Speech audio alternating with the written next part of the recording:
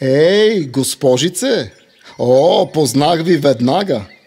Какво ви е? Да не би да сте погълнали слънце? Светите от всякъде.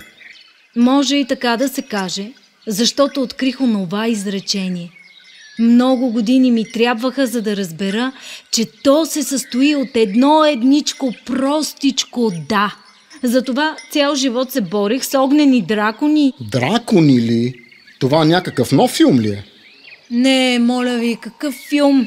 В един момент моите дракони просто свиха рамене и казаха: в края на краищата не можем да изядем всички. Дракони, крепости... Звучи средновековно. Или може би китайско?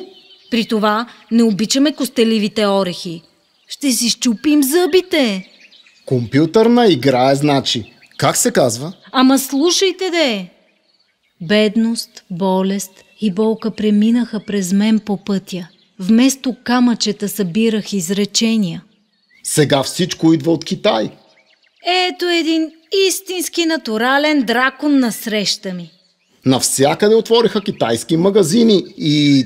Много ви благодарим, приятели дракони, карайте я все така. Ама вие, защо ме гледате така? Драконите съществуват, за да посочат вътрешния ни проблем. Нищо не разбирам. Дракони, крепости... Нека да отгадна. Вие сте писателка и простете, не знам името ви, ако сте известна в целия свят. Не се интересувам много от литература. Аз... На колко сте години? Хубаво е, че задавате въпроси. Знаете ли, не ви разбирам.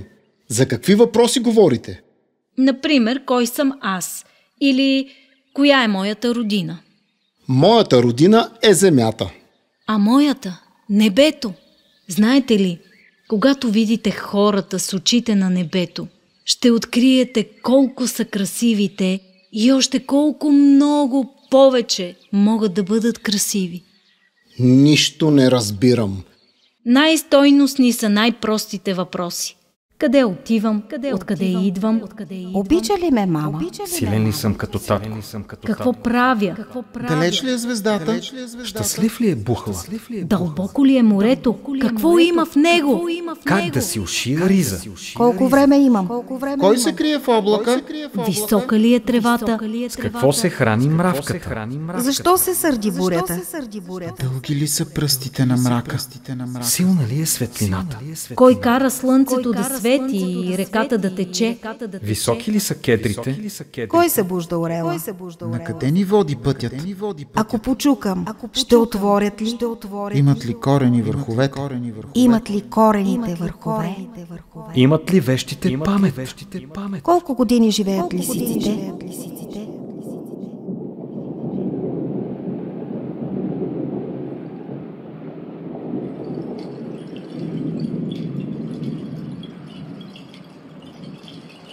Заваля.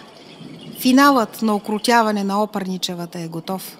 Сега ми трябват 4 приятели и само един лондонски симфоничен оркестър. Как ли ще прозвучи монологът на Катерина в цялата си мощ?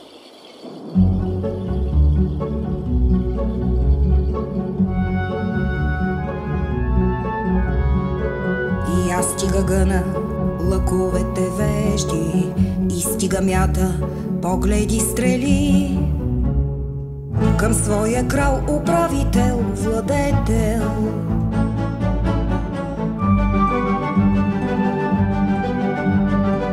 Гневът петните, както скрежат листа, грозите, както вихърът цвета. Жената гневна е размътен извор, лишен от хубост, кален, грозен, гаден, към който никой, па макар и жаден, не се навежда да отпие глътка. Мъжът е твой глава, живот закрилник, се държат с него спорван, той те храни. С труд опасен по море и суша, не мигва в бурни нощи, в летни дни. Докато ти почиваш си на топло, спокойно защитена и очаква от тебе хубост, кротост и любов. отплата дребна с огромен дълг. Каквото Бога ни дължи на трона, това дължи жената на мъжа си и щом отхвърля сопната свъдлива, съпружеската воля справедлива. Не е ли нейното измяна, бунт, предателство към любещия край?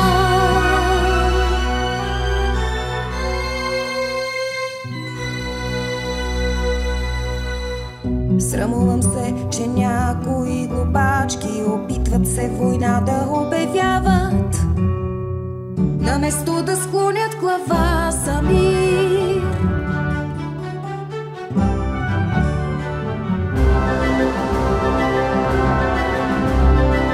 Защо им са надмощие и власт, наместо дълг, покорство, нежна страст?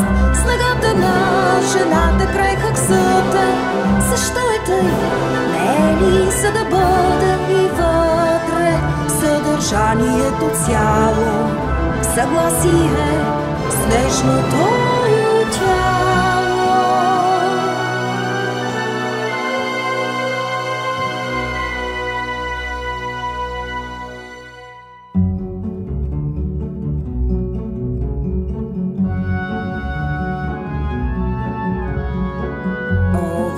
Зедливи, ниски твари, и аз до вчера бях такава. Високомерна, горда, вироглава, и да отвръщам беше в моя нрав. На дума с дума и на гняв с гняв, ала видях, мощта ни е измама, да, измама, а копията стръкчета от слама. И се стремим на празно ни натам, където е отказан пътя, знам. И за това съветвам ви и двете, безплодните си гордости смирете и всякъде простре в тържествен знак ръката си под мъжовия крак. Самата аз съм на това готова, щом иска той свидетелство такова. Самата аз съм на това готова, щом иска той свидетелство такова.